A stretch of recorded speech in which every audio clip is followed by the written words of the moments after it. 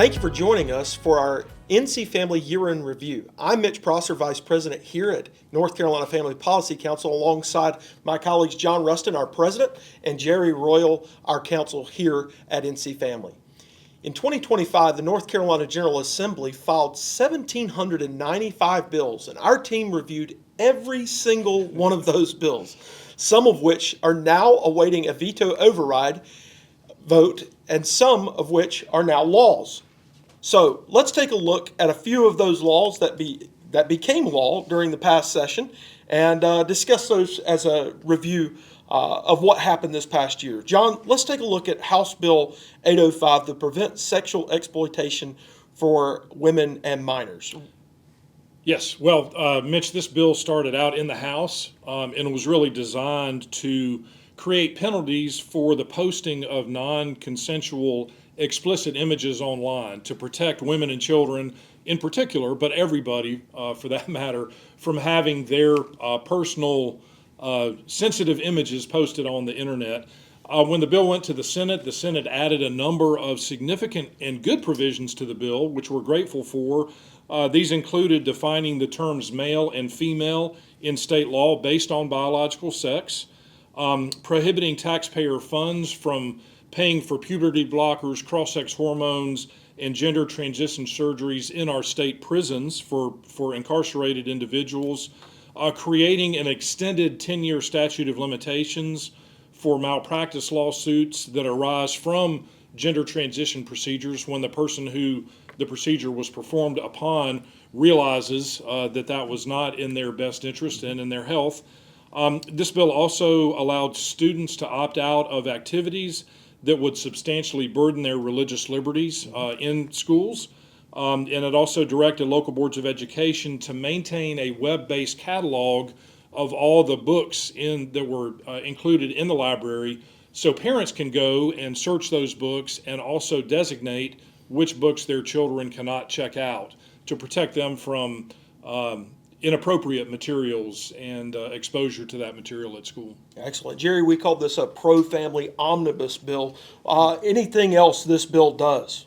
Well, just to that last point that you raised, John, just recently there was a legislative hearing addressing what is happening in some of the school systems.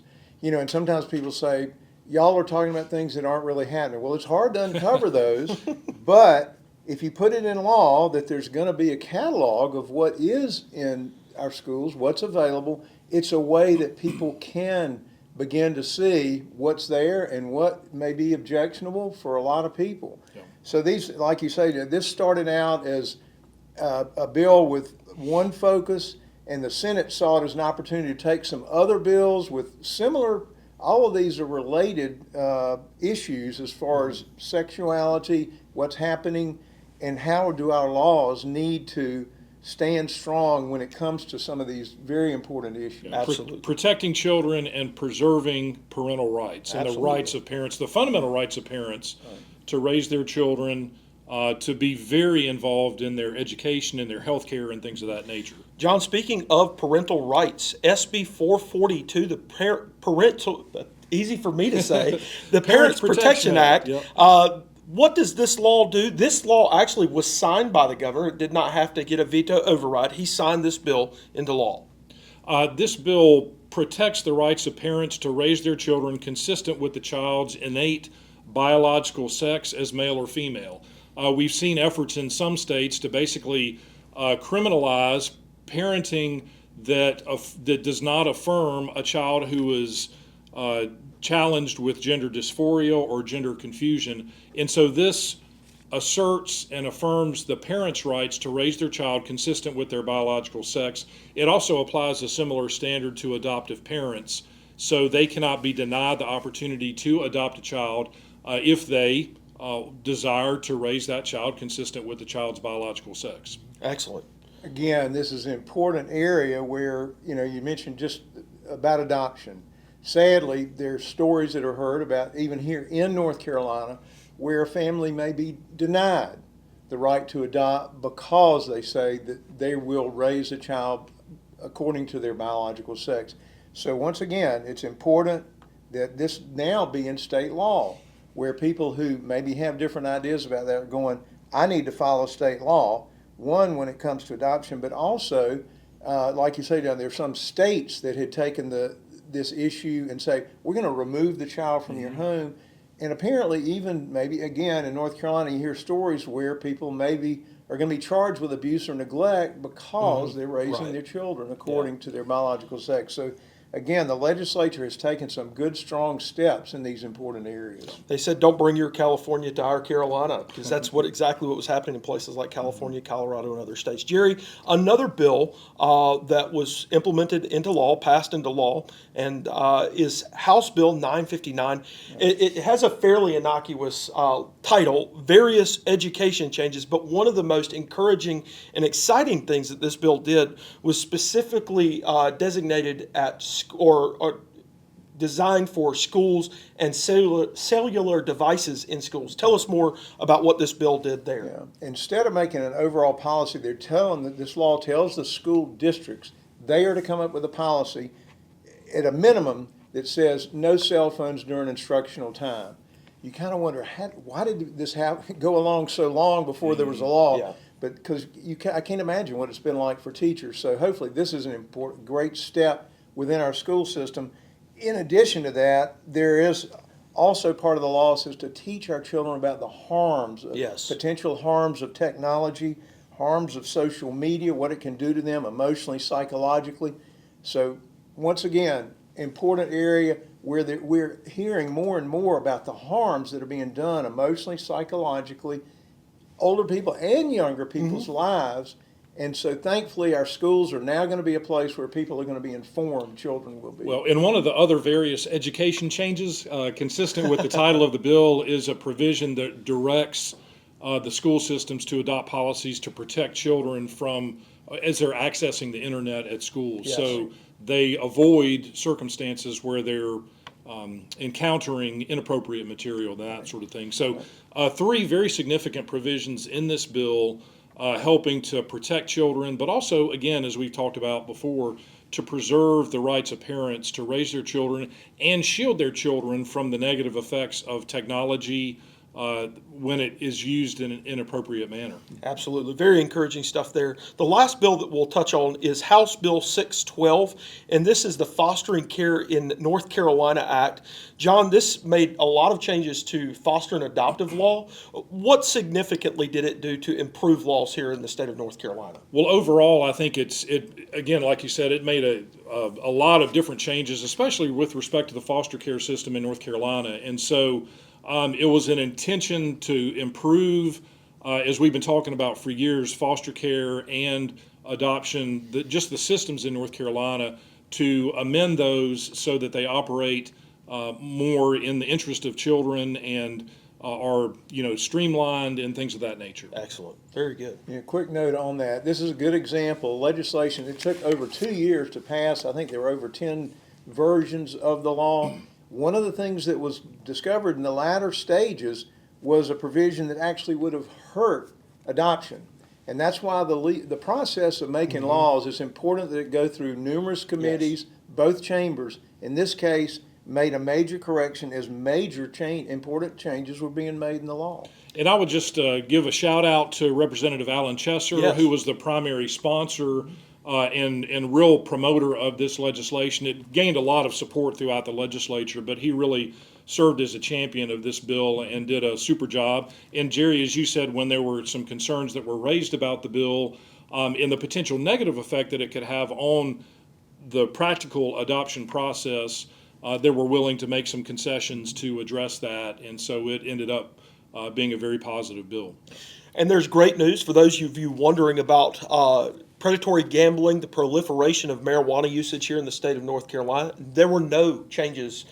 There was nothing done on that front in 2025. So no steps were taken to legalize those things any further than they already are with the expansion of predatory gambling. And I would just say that's a miracle, really, because the pressure that we saw that was applied in the General Assembly in the 2023 session to establish commercial casinos, gambling casinos in North Carolina, to legalize marijuana. It was amazing that with all that happened in 2023, that there were no significant efforts in 2025 to promote gambling expansion and the legalization of marijuana in North Carolina. So we're extremely grateful for that.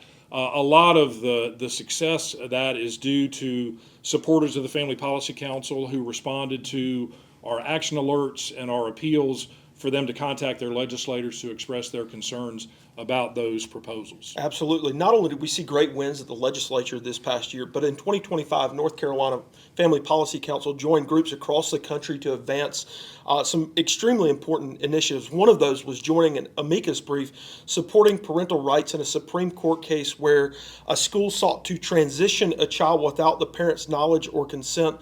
That was a landmark ruling by the Supreme Court, and North Carolina Family Policy Council had the opportunity to speak into that case. Jerry, another one was signing a letter to President Trump. What did that letter speak to? Well, this was about the FDA's approval of the chemical abortion drug, which goes back to 2000.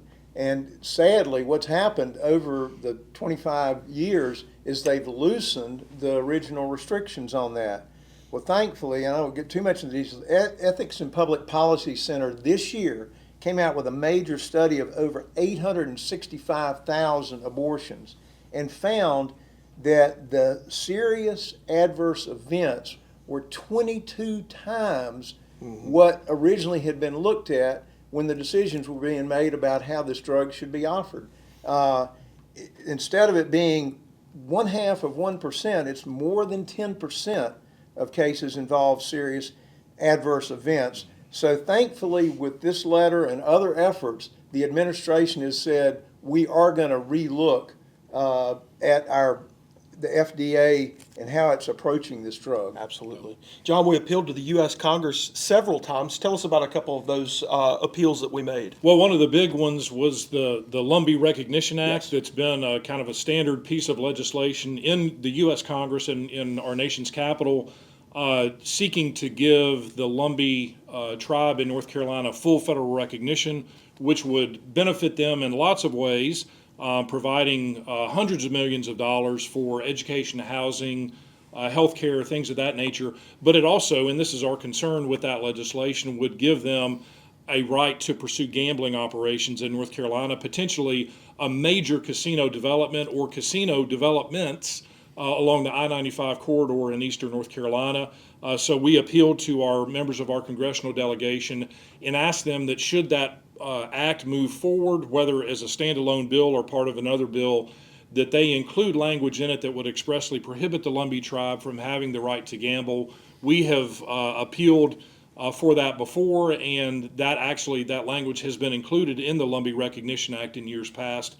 Unfortunately, it has not been a part of the bill that is currently being considered by the U.S. Congress, but we're going to continue to advocate for that to keep gambling expansion out of the state of North Carolina. Absolutely. So those were a couple of the great things that we saw. One more were our award-winning magazines from this past year. If you have not gotten one of our magazines, Family North Carolina, go to our website and find out how you can get one of those amazing magazines that speaks to many of the issues that we've talked about so far.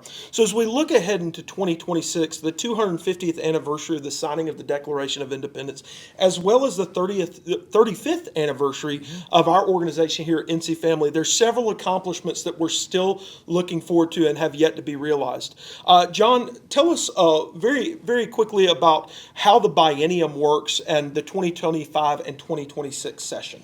Well, North Carolina operates on a 2-year legislative biennium, so the 2025 session was the first year of that 2-year biennium.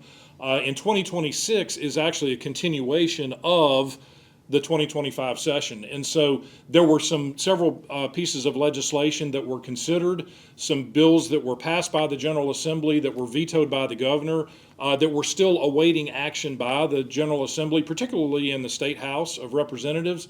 And so those bills that did not see final action during the 2025 session, many of them can be held over and considered during the 2026 session. And so we're awaiting action on a number of those bills during the short session, which begins at the end of April. Yes, sir. So veto overrides, and we can talk a little bit about that. But the other issue is the passage of a fiscal budget, a state budget. We're currently operating on a budget from 2023, but we await a 2025-2026 biennium budget. Jerry, what do we need to know about that as we look back at the past year and forward to 2026? What we're seeing from communications we're reading and hearing, or the House and Senate have different ideas about how to finalize the budget. They've agreed on the $32.6 billion total amount, but how to bring in the money. The Senate wants to continue to lower the state personal income tax. The House is saying we need to delay that some because of the revenue predictions that we're looking at right now. The other side of it is how much to increase the state employees and teacher pay. House wants larger increases. They're still working through those differences, and hopefully, prayerfully, those things are going to happen soon. Absolutely. And one other side note of what we're particularly focused on, the pregnancy care ministries are an important part of the budget that we want to see continue to receive appropriations from the state. Absolutely. So we'll stay up to date on all those things, and we'll keep you up to date in 2026. We're excited about a lot of great initiatives that we have in the upcoming year, and we can't wait to tell you about those. We're grateful for you and your faithful support of our work here at NC Family. Thank you so much for entrusting us to help you and your family thrive and ensure that our state and nation are places where God is honored, religious freedom flourishes, and families are cherished and life is cherished. So thank you for watching this video, and thank you for helping our team do the work that we do here in North Carolina. God bless you all.